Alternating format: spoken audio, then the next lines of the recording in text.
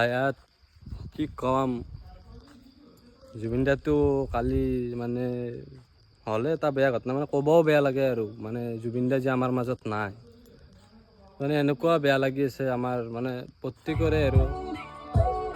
তো কি ক'ম আৰু এই চব দুখেই দুখ হায়াত জুবিন দা আছে না নাই মই বিশ্বাস কৰিব পৰা নাই জুবিন দা কেনেকে নহ'ব জুবিন দাৰ এইগিলা চাইছো মই কৈ আছো জুবিন দা মৰা বুলি ক'ব পাৰি নেকি জিন্দগী জুবিন দা আমাৰ মাজত থাকিব মই জুবিন দা মৰা নাই বুলি মই মৰা বুলি কোনো নাম নাই আমাক জুবিন দা ঘূৰাই লাগে জুবিন দা মোৰ জীৱনত কৰা থাকিব মোৰ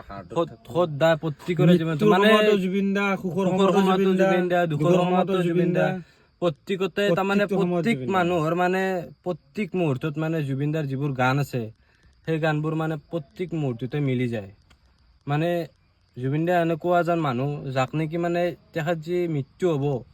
মানে ভাবিবই নোৱাৰি মানে মই দুপৰীয়া ভাতকেইটা খাই মই সোনকালে ভাত খাইছো দুপৰীয়া ভাতকেইটা খাই কেনে মই মানে ডিউটিত যাব হ'লো কালেকশ্যনত তাৰপিছত আধা মাজৰ মানে ৰাস্তাতে মই শুনিলো যে জুবিন দা মাৰা গেল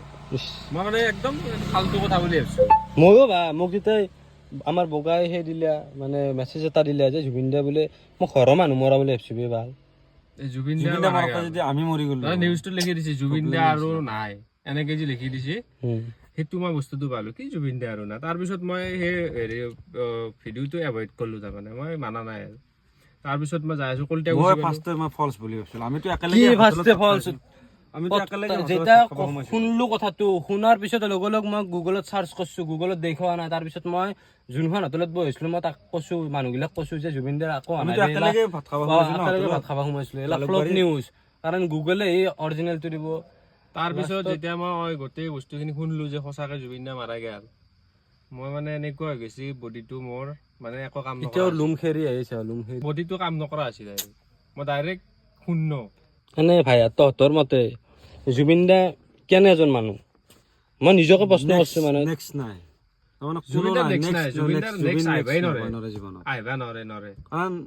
দম আছিল আৱাজত দম আছিল জানা না তাৰমানে কিছুমান কথা জুবিন দাৰ কাৰণে ক'ব পৰা নাছিল এতিয়া সেইবোৰ কথা ক'ব ৰাইট মই এটা কথা মই ৰাইজক মানে ক'ব বিচাৰিছো যে জুবিন দাৰ এই একেদিন মানে দোকান পোৱা যাতে মই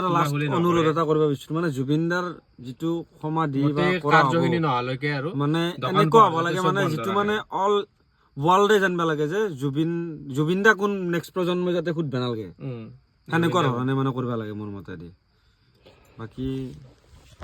100 বছৰৰ কাম যাতে 100 বছৰ মানে আমি মৰি আমাৰ ল'ৰা ছোৱালী মৰি তেখেতসকলৰ ল'ৰা ছোৱালী মৰি যাতে জুবিন দা বুলি ক'লে মানে যাতে গোটেইখিনি বস্তু গম পায় যে জুবিন দা কি আছিল আমাৰ অসমখনত আমাৰ ভাৰতত আৰু কি মই আছিল চৰকাৰক এটা বিনম্ৰ অনুৰোধ জনাইছো যাতে আমাৰ অসমত এটা জুবিন দাৰ মূৰ্তি বহুত ডাঙৰকে আৰু বহুত ডাঙৰকে আমাক লাগে আৰু যাতে সেই বস্তুটো বছৰে বছৰে আমি পালিব পাৰো আৰু 19 ছেপ্টেম্বৰটো মানে ব্লাক ডে হিচাপে মানে অসমত ঘোষণা কৰা হ'ব লাগে মানে সেই দিনটোত আমি হলিডে হিচাপে মানে উদযাপন কৰিব বিচাৰো আৰু তেওঁৰ কাৰণত আমি গোটেই অসম বন্ধ হৈ যায় মানে সেইটো আমাৰ ওচৰত তাৰমানে চৰকাৰৰ ওচৰত বিনম্ৰ অনুৰোধ মানে এইটো কৰিব লাগে আৰু 19 তাৰিখে যাতে একদম মানে মানুহ যাতে একদম শোক প্ৰকাশ কৰিব পাৰে আৰু আমাৰ অসমৰ মানুহখিনি মানে সেনেকুৱা বস্তুটো কৰাৰ লগে লগে অল মানে নিউ প্ৰজন্মখিনিও গম পাব যে জুবিন দা কোন হয় জুবিন দা কি আছিল আমাৰ কাৰণে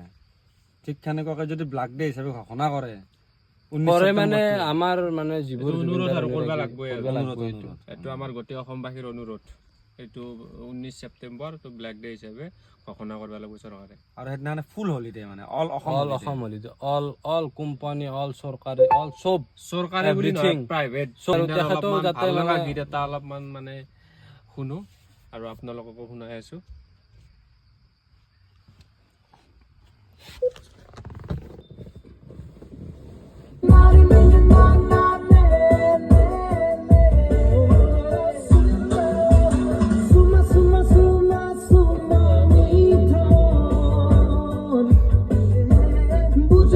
বুঝা